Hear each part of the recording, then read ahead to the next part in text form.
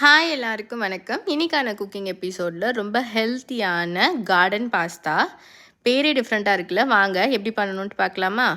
அதுக்கு ஒரு பேனில் ஆயில் சூடு பண்ணிக்கோங்க. எண்ணெய் சூடானோடனே ஒரு பெரிய வெங்காயம், ஒரு 7-8 பல் பூண்டு, ஒரு தக்காளி, நான் இன்றைக்கி சொரக்காய் எடுத்திருக்கேன், பம்கின். இந்த மாதிரி வெஜிடபிள்ஸ் ஆட் பண்ணுறதுனால தான் இது பேர் கார்டன் பாஸ்தா. இதுக்கு தேவையான அளவு உப்பு ஆட் பண்ணிக்கோங்க.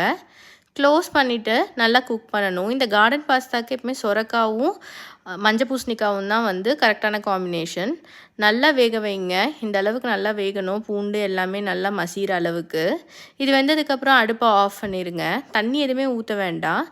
அடுப்பை ஆஃப் பண்ணிட்டு பன்னீர் ஆட் பண்ணிக்கோங்க. இது அப்படியே நல்லா மிக்ஸி ஜாரில் போட்டு அரைச்சி எடுத்துடலாம். இப்போ அதே பேனில் பட்டரை மெல்ட் பண்ணிக்கோங்க. பட்டர் மெல்ட் ஆனதுக்கப்புறம் நம்ம அரைச்சி வச்சுருந்த அந்த பேஸ்ட்டையும் நம்ம இதில் ஆட் பண்ணிக்கலாம். நல்ல சாஸியாக இருக்கும். பாஸ்தாவும் நல்ல டேஸ்ட்டாக இருக்கும். நான் 2 table spoon mixed herbs add பண்ணியிருக்கேன்.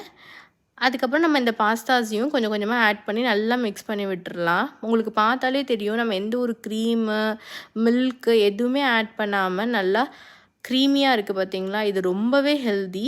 டயட் இருக்கிறவங்க, குழந்தைங்களுக்குலாம் இதை நீங்கள் கண்டிப்பாக கொடுக்கலாம். அண்ட் பெப்பர் உங்களுக்கு காரத்துக்கு தகுந்த மாதிரி ஆட் பண்ணிக்கோங்க. க்ளோஸ் பண்ணிவிட்டு ஒரு 10 மினிட்ஸ் ஹீட் பண்ணுங்கள். அவ்வளோதான், நம்ம கார்டன் பாஸ்தா ரெடி. கண்டிப்பாக ட்ரை பண்ணி பாருங்கள். ரொம்ப சாஸியாக, க்ரீமியாக, சூப்பராக இருக்கும்.